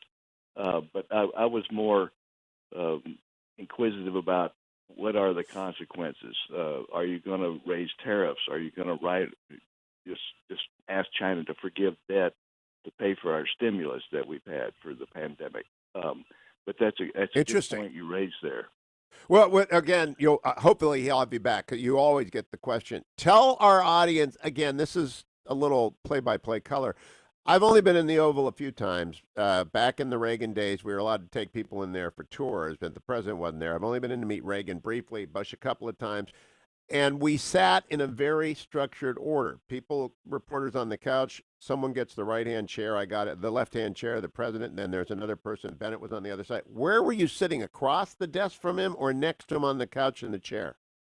Right across the desk from him, and they've got the chairs separated a little bit to provide a little bit more distance. So I'm right across the. He's sitting behind the resolute desk as he so often is, and I'm at one of the chairs away, facing him. And then I've got Hogan Gidley, the deputy press secretary, on my right, and Kayleigh McEnany, the press secretary, on my left. And we had Mark Meadows, the chief of staff, floated in for a while, and I got to meet him. But Hugh, the one of the remarkable things is it's very special for me is that they talked about doing this interview in the map room, which is in the actual White House residence, where they have these maps, World War II maps on the wall. It's a famous room, and I thought, okay, I've never done that before. But then they decide, you know what, he wants to do it in the Oval. So the president comes out, and he and I both walk down that famous colonnade to the Oval Office, and I'm thinking, world leaders have walked on this colonnade. I have no business doing this with the president, but it was a very special moment for me. Now, did you get 10 minutes, 15 minutes? How long were you with the president? 30 to 35. Holy smokes! Yeah, he was very gracious with his time. Now, Steve, from my experience on the radio, I've only interviewed him on the radio and on the debate stage. He is rather discursive, right? You can cover a lot of ground in 30 minutes. Yes. How many Q&As did you get in there? Oh, I had a list of like 3 or 4. I had like 3 or 4 pages of questions, and I got through most of them. I didn't get through everything. I left some stuff on the table, but I got through most of it. Sometimes he can go on and on about a subject. He can drift, but he was on point yesterday, and I got through a lot of the political stuff, response to what's going on in the States, extensive about China. No, it was a solid discussion. Is it all on the record, and did you get to tape it, and are you going to be able to release it? They don't want me to release the audio, and he does. He will stop himself and say off the record XXXX, and then you go back and you serve back on the record, and he's very happy to do that. So it makes it a little bit tricky, and you got to be careful with the transcription too, because you don't want to put out that. There's not the off the record stuff is not that earth shattering, but it's I have to abide by those rules. So those rules are otherwise you'll never be back. I mean, those are the rule, and other ones won't come. Now, I am of the opinion, as you mentioned, a post column. He ought to be doing this a lot. He's better one-on-one than in the OK Corral shootout of the briefing room. And I know you're not going to speak against having more briefings. You're a journalist. You want more briefings. But do you think it's a better use of his time to spend one-on-one with a journalist who wants just the facts, or to do the OK Corral stuff? Well, probably a mix is pretty good. He takes more questions than any president I've ever seen, and most of them take a lot. But I've quite enjoyed the briefing room sessions because I've been arguing for him to come to the briefing room for a long time, and he had wanted to, but the staff had talked him out of it. But then we saw that things got a bit overheated in some of the last few weeks there, and the staff rethought it and decided it better for him to do Q&A in a little different setting and do these sessions with reporters, which I think I'm probably the first of many. I want him to stick with the straight news people like you. I honestly have no idea what your politics are, and we traveled to Israel and Turkey together. I was telling the audience earlier, you were the nice guy on the plane, along with a couple other people, to make sure I didn't, I almost managed to delay us in Ireland, but nevertheless, for a rookie, you were very nice to me. My question, Steve, is: are there more stories to come from this interview? Now, as just a matter of journalistic practice, did you use your big lead? Trump says China wants him to lose his bid for re-election. Is there another one coming? Well, we had another story that just hit the wire just about an hour ago about, and this is a story we've been working on for a couple of weeks about the oil deal that the president negotiated with Crown Prince Mohammed bin Salman of Saudi Arabia and President Putin of Russia. And remember that the Saudis had been flooding the world with oil in some sort of tiff with Russia, and it was killing the U.S. oil industry. And the president interceded, made some phone calls to the Crown Prince.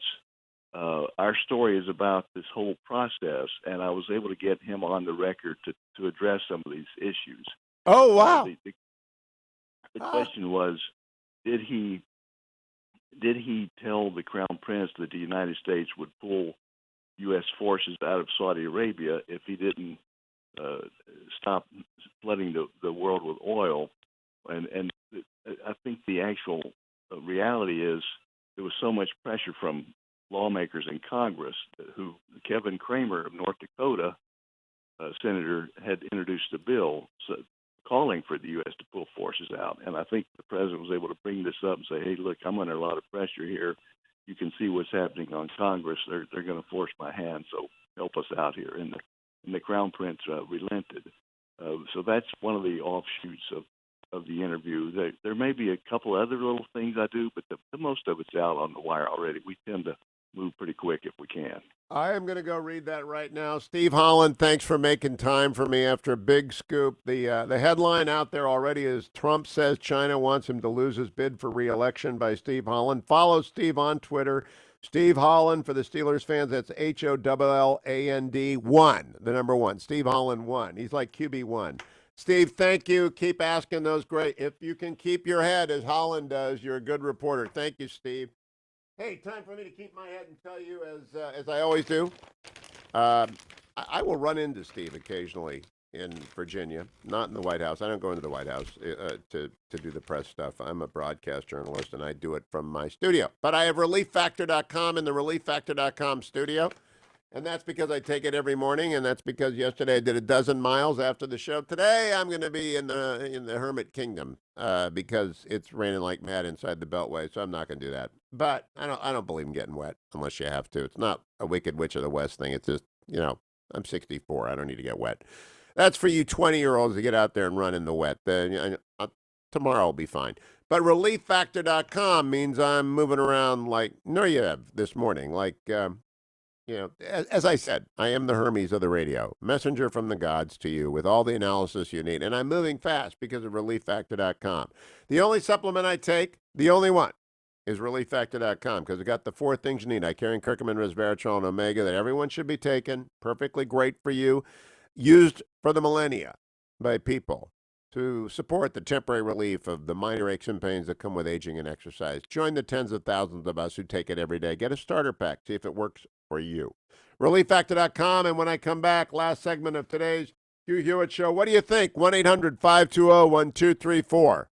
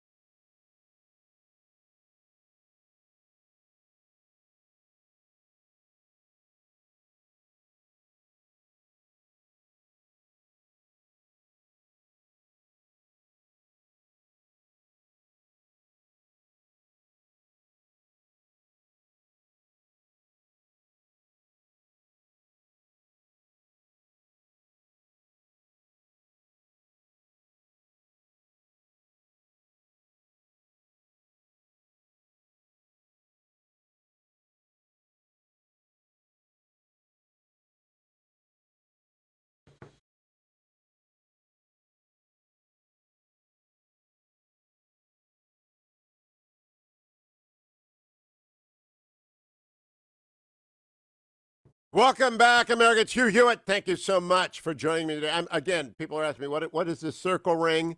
Just go to Body Metrics, BODI metrics.com. It's what I've been using for 2 weeks. I'm never not going to use it now because it monitors your sleep and your exercise in a way that's it's a wearable, and it's the third generation wearable, and I think it is going to be ubiquitous everywhere with people who are monitoring their oxygen levels. It's not a diagnostic tool for COVID, don't get me wrong.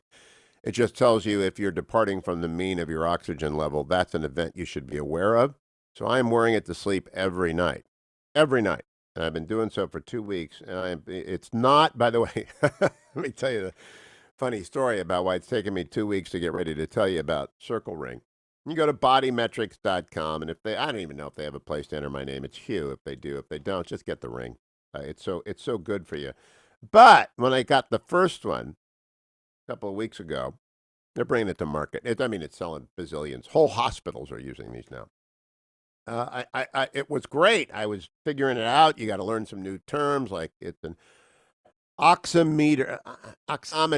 All right, it's all about oximetry and pulse and stuff like that. So I got to figure it out. It's new words, and they're hard to pronounce, like hydroxychloroquine. But I don't read the fine print. So I go for one of my long runs, and I come back. I take a long shower after a long run. So I wear the thing in the shower. Guess what? Water resistant doesn't mean waterproof. All right? Water resistant is not waterproof. Fritzed it completely. So I call up the owner of this thing, Neil. Wonderful guy. Bearcat, University of Cincinnati. He's from New York, lives in California. Wonderful guy. Been doing this forever. Does medical devices. This is FDA permitted, by the way. This is not some hocus pocus deal. And I said, this isn't working. He said, did you wear it in the shower? He said, yeah. He said, oh, you dummy. I didn't say that. He's nicer than that, but that's what it is, dummy. Don't wear it in the shower, but do go to bodymetrics.com, BODIMETRICS for you. Well, you know who I'm talking to. Bodymetrics.com. You'll love this. Let's go to Bob in Minneapolis. Hello, Bob. How are you? Morning, Bob. Bob? TV. You're on now, Bob. Good morning, Hugh. Can you hear me? I can. Are you listening to radio at the same time? No, I'm not, but I'll just say this, Hugh, you were right. TV news shows and the White House briefings share the same thing. They are boring reruns, but it is the golden age of morning radio. Well, I've been doing this for 4 years, so you're right. All right. Your phone is messed up, Bob. We can't hear you half the time, but it is the golden age of morning radio. There was this guy, Hugh the Great, and I told you about it yesterday. I'm not saying, some people are saying, well, never mind. Bob, another Bob in Atlanta, Georgia. Hopefully he'll be better on the phone than the first Bob. Hello, Bob. Hey, Hugh, I just wanted to say I listen to your show every day. I like your take on things. I'm going to push back on you for allowing Chuck Todd to come on. Stop. Nope. Not going to do it. Wouldn't be prudent. Not at this juncture. Chuck is my friend. People don't like him. Call him up. Send him an email. I love the guy. He's the smartest guy in Washington, D.C. He's fair to me. He's fair to you. And he's a Packers fan. He does a great interview. They are the highest ranked news show in America for like 100 weeks in a row. So if you don't like him, don't call me. People call me up and they want to push back and say, I don't like Chuck Todd. I don't care if you don't like Chuck Todd. I like Chuck Todd. It's my show. All right. We actually do deep dives into who is liked by this audience. So if you don't like Chuck Todd, you're out of step. All right. If you're sitting there, chewing on your wrist saying, I don't like Chuck Todd, you are out of step with my audience. They want to hear from Chuck Todd. They want to hear from Robert Costa. They want to hear. When people get disappeared from this show, there's a reason. Either I'm mad at them because they violated the rules of the show, or you don't like them. But I know what my audience wants. They want the news, breaking news. They want to know, let me tell you right now, they want to know right now that Japan was up 2.25% last night. Let me look at where Gilead Pharmaceuticals is trading right now. I know Amazon is going to have a great day, and we'll know more after they report. They could go down after they report. But where's Gilead right now? Gilead went up almost 6% yesterday to $83.14. Why? This is the breaking news. They think Gilead works if you get it early enough with COVID.